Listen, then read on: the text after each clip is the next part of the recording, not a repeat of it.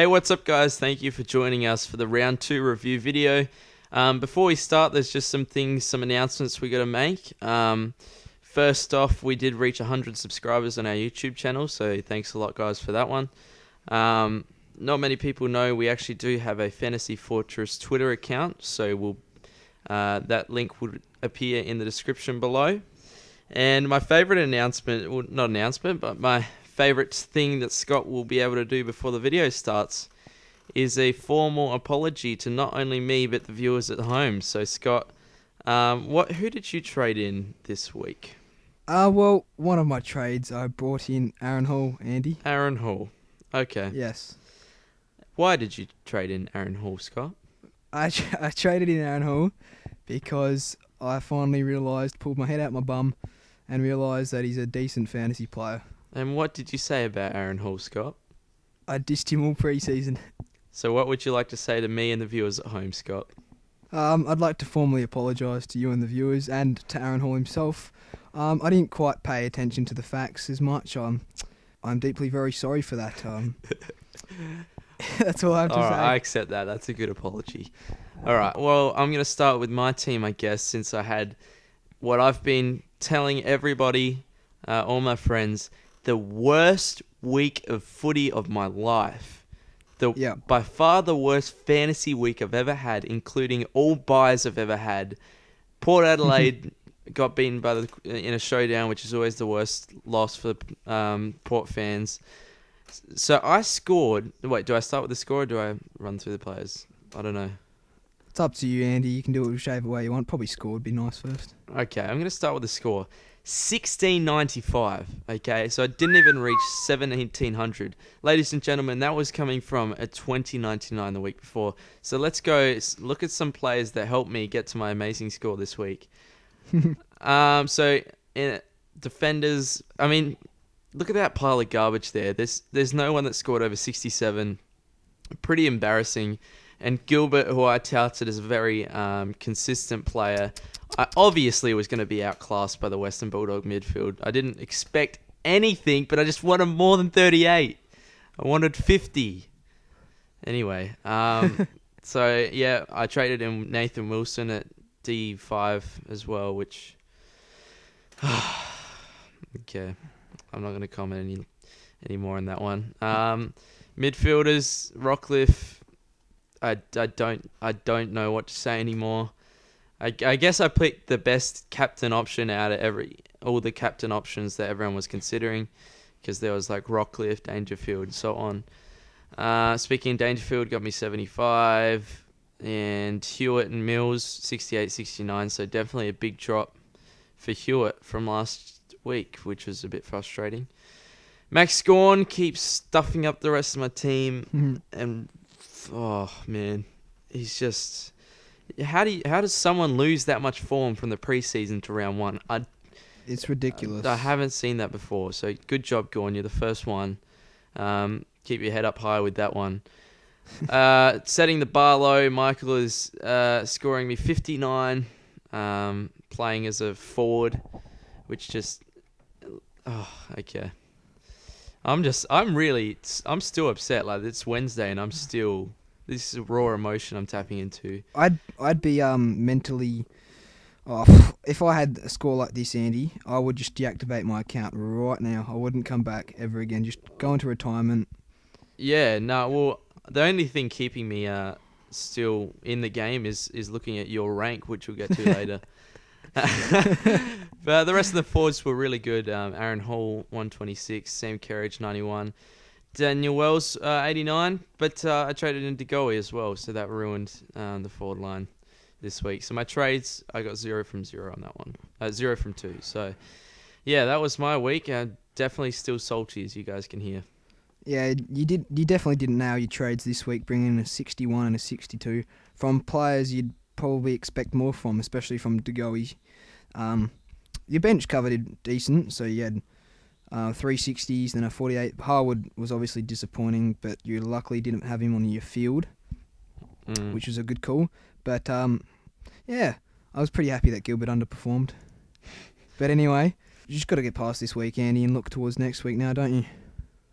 Yeah, I've got to put it behind. I told everyone, all my friends, I'm going to pretend last week never happened for the sake of Port Adelaide and for the sake of my mental health. Yeah, exactly right. But before we get to my team, I've got a bone to pick with you. Oh, I'm getting really frustrated with your choice of captains because in round one you were telling everybody don't pick Ablett as your captain. Ryan Crowley's going to tag him. He's going to be with him all day. And then what do? You captain Ablett.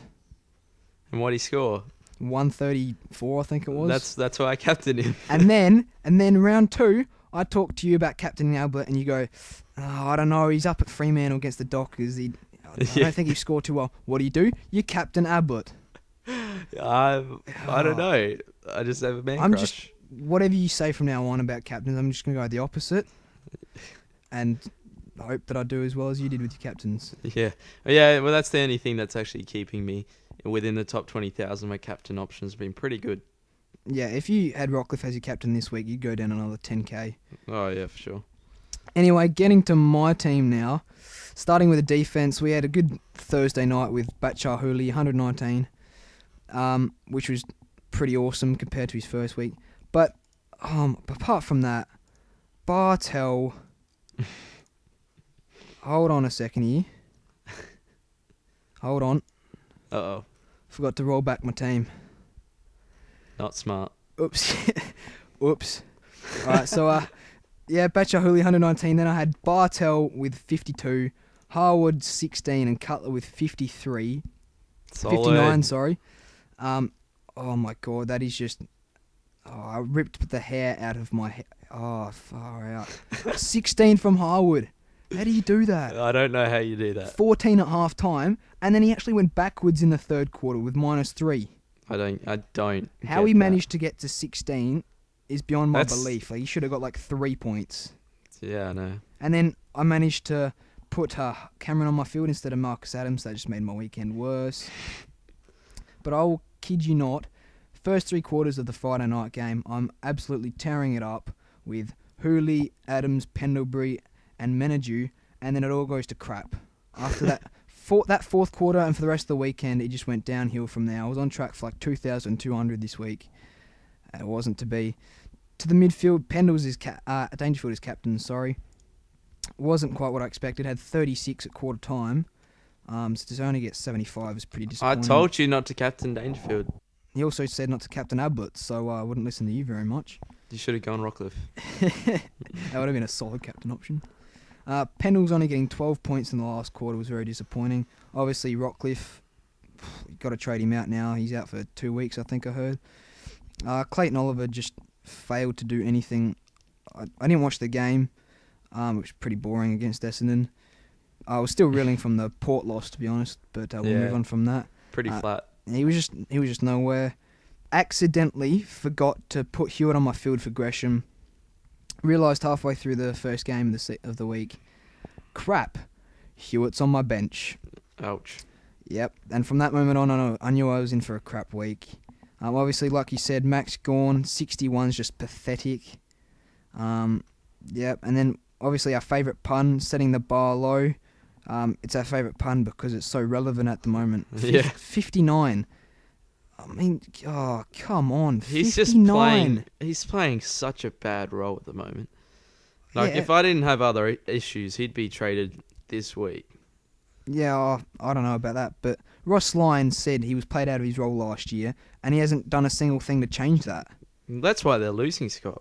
Yeah, I reckon they're a shithouse team without him in the midfield. Just, oh my God. And then the rest of my forwards did pretty well. Montagna was on 100 until after the game. He lost a handball or something, so that was pretty disappointing. But Hull was awesome. Kerridge and Wells just continue to do what they do. And Menadue, I was pretty happy I put him on my field instead of Corey Ellis. All right. To my score, obviously, 1704. I wasn't too pleased with that, but then I saw Andy's score, and that sort of lifted my mood. Can you shed light on your rank, please, as well, Scott? I don't know how, but I went down 554 places in rank. In such a bad week, I was ranked 20,000 with the last 2 games to go, and somehow I managed to get to 50,160. Ouch. So that is just brutally terrifying. Mm. But I'd like to move on from that, to be honest. So I reckon I'm in for a good week this week. Well, I think you need it, Scott. I think Yeah. you need it for Team Scott. You got to do your fans proud. I said this last week. I said we're going to bounce back from this. And I'm not going to say it this time because it probably won't happen. But 2 bad weeks in a row, we should be in for a decent week. All right, now trades this week. Do you want to start off? Yeah, I'll start off. Obviously, I'm getting rid of Jimmy Bartell because he's just useless. So I'm going. This is definitely going him to Johannesson, which I should have done last week. Would have saved myself 50k, but I backed in my premiums, which I shouldn't have done. And then obviously I'm trading out Rockcliffe for Darcy Parish, and then I'll use the extra cash next week to upgrade Oliver if he has another spud score. Sounds good. I'm trying to get a bit of coin in the bank with Rockcliffe going down, so I'll be downgrading him to Zaharakis. And then I don't want to miss out on the Marcus Adams train because he is red hot form. So I'm going Harwood to Adams this week. So hopefully my trades this week aren't as bad as last weekend. Yeah, well, they sound pretty good. I think Marcus Adams, he's definitely locked in most teams now with that 101, and Rockcliffe, he's a must trade out now unless he's playing for some weird reason.